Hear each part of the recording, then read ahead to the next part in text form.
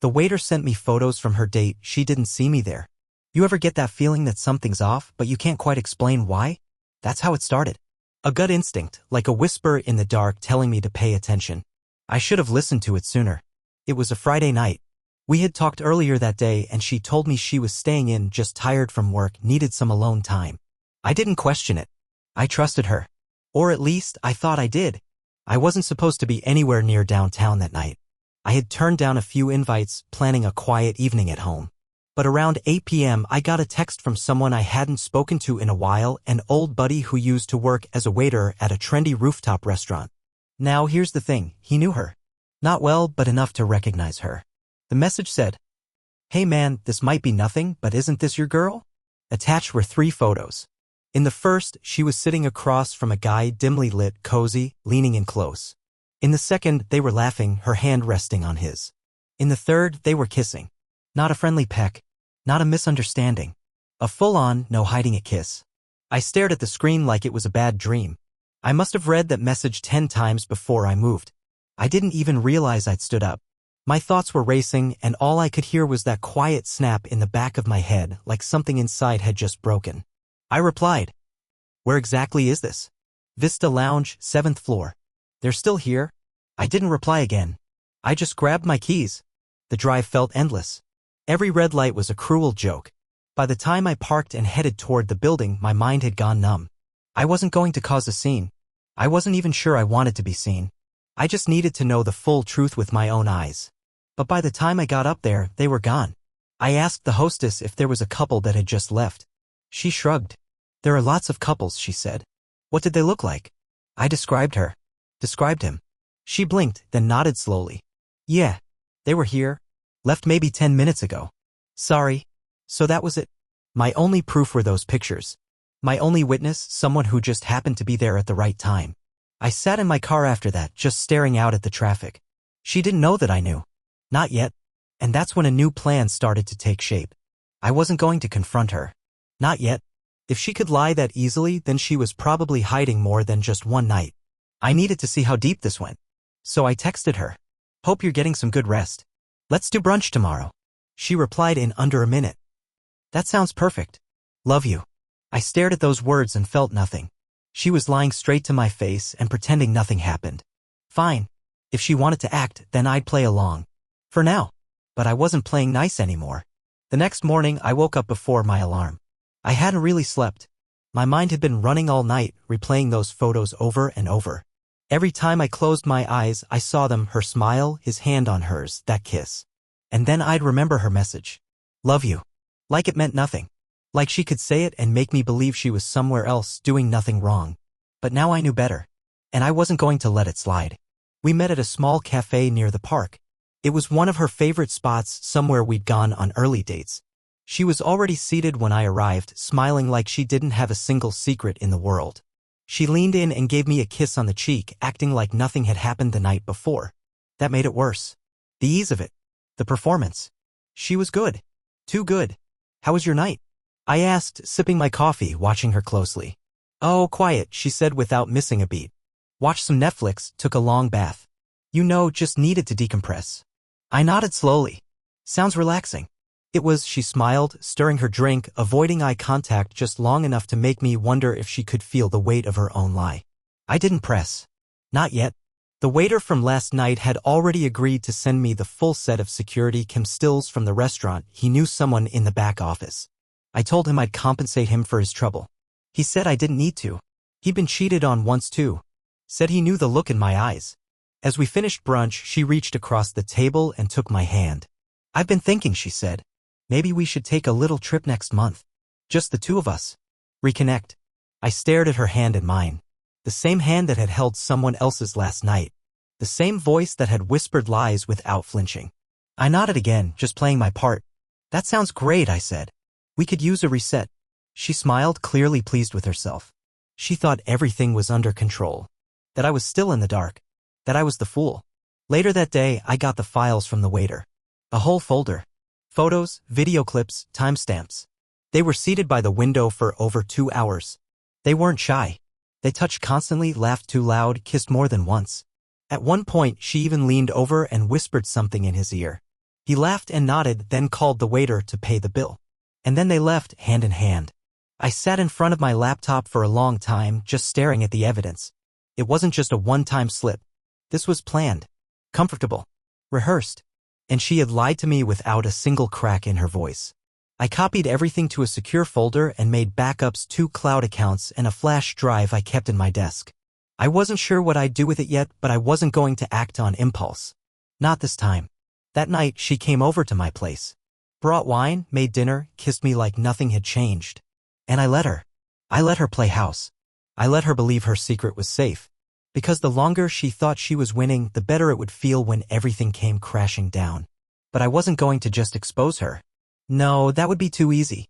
I wanted to know who the other guy was. How long this had been going on. What lies she'd been feeding him, too. And maybe, just maybe, I'd let them both fall into the trap together. I wasn't rushing it. I had time. And she didn't even realize that the game had already begun. Over the next few days, I became someone else entirely, still myself on the outside, but inside, I was methodical, cold, calculating. She kept texting like everything was normal, sending little selfies, sweet messages, hearts, and kisses. And I replied just enough to keep her feeling secure. I didn't confront her. I didn't even mention the photos or the video. I let her walk deeper into her own lie, one step at a time. But behind the scenes, I was already building the full picture. I started by tracing the guy in the photos. My waiter friend had managed to overhear part of their conversation that night. The guy worked in finance. He had a distinct accent. Based on the reservation system, there were only a few names that matched. Took me less than a day to figure out who he was. I found his LinkedIn, his Instagram, his company website. Then I saw something that almost made me laugh out loud. He wasn't single. He was engaged. I found his fiancée's page, and she posted about him all the time. Sweet captions, engagement ring photos, dinner dates. He was doing the exact same thing to her that my girlfriend was doing to me. The symmetry of it was almost poetic. I took screenshots of everything. Started assembling a folder titled Truth. Their affair wasn't just a betrayal anymore, it was part of a larger lie they were both living. And I wasn't going to be the only one to suffer in silence. But again, I waited. Watched. Gathered more proof. They met again 2 nights later, this time at a quiet Italian place on the edge of the city. I didn't even need help this time. I followed her. She told me she was heading to yoga. I watched her take a completely different turn. Parked 3 blocks from the restaurant and waited. An hour passed. Then 2. I watched them leave the building together, hand in hand again. This time, they kissed before getting into separate cars. The next morning, she texted me like nothing happened. Such a peaceful night, she wrote. Meditation really helped. We should go together sometime. I stared at that message for a long time. The boldness of it. The audacity. I replied, would love that, and smiled to myself. Because now I knew exactly how this would end. I wasn't going to just tell her I knew. That would be too quick, too easy. I wanted her to expose herself in front of everyone she cared about. I wanted him to feel the same punch in the chest I had felt when I saw those photos. So I started planning something special. I booked a dinner reservation for us and invited a few of her close friends. Told them it would be a celebration, a surprise announcement. She had no idea. I even reached out to his fiancée. Carefully, respectfully. Sent her an anonymous message from a clean account explaining that I had something she needed to see. I sent the photos, the video, the timestamps. She didn't reply at first, but later that night she messaged back. Is this a joke? I told her it wasn't. I gave her more proof. Her typing bubble came and went for 10 minutes. Then she said, I need time. I'll be in touch. I understood.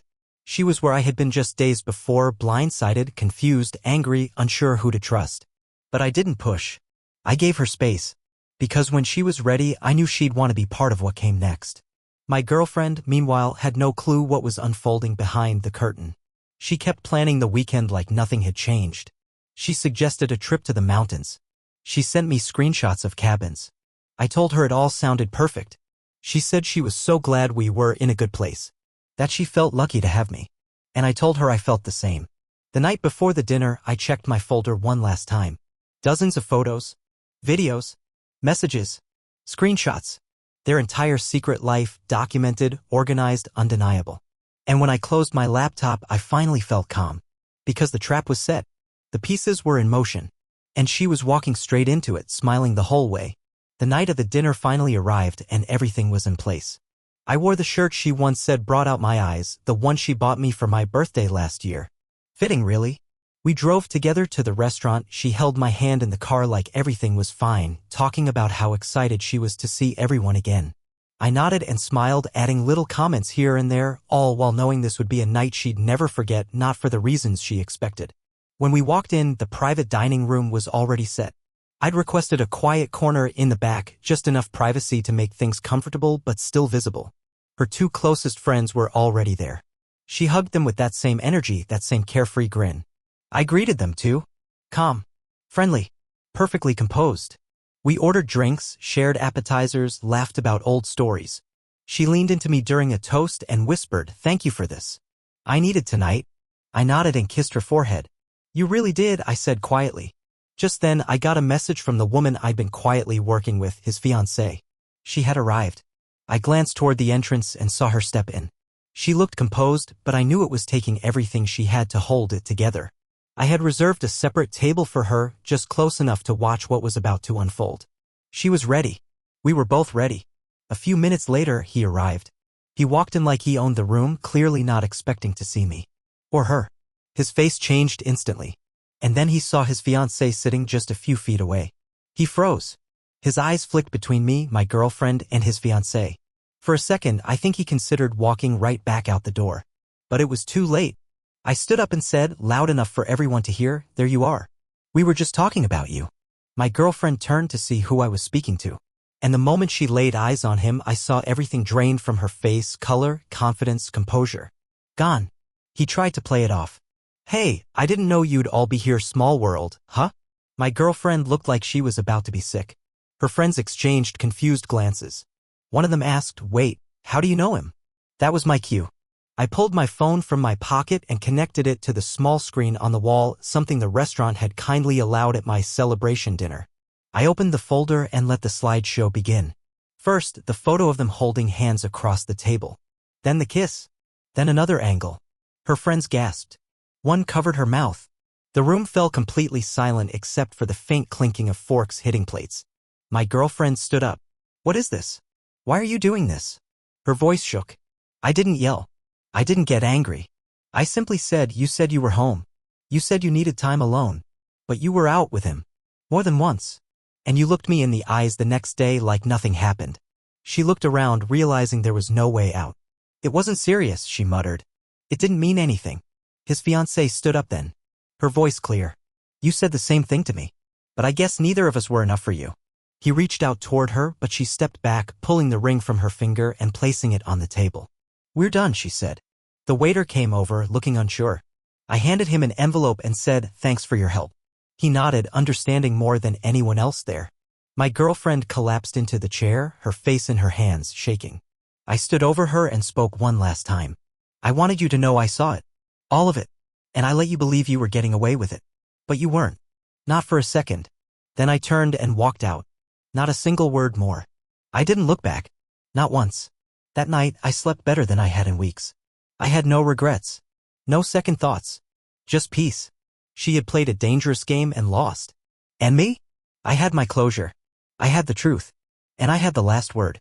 If you've ever had someone lie straight to your face while hiding a whole other life behind your back, you know how much it hurts. But trust me, staying quiet until the moment is right, that's how you take your power back. If the story hit you, make sure to subscribe and drop your thoughts in the comments. I want to hear your stories too. You're not alone. And sometimes the best revenge is letting the truth speak for itself.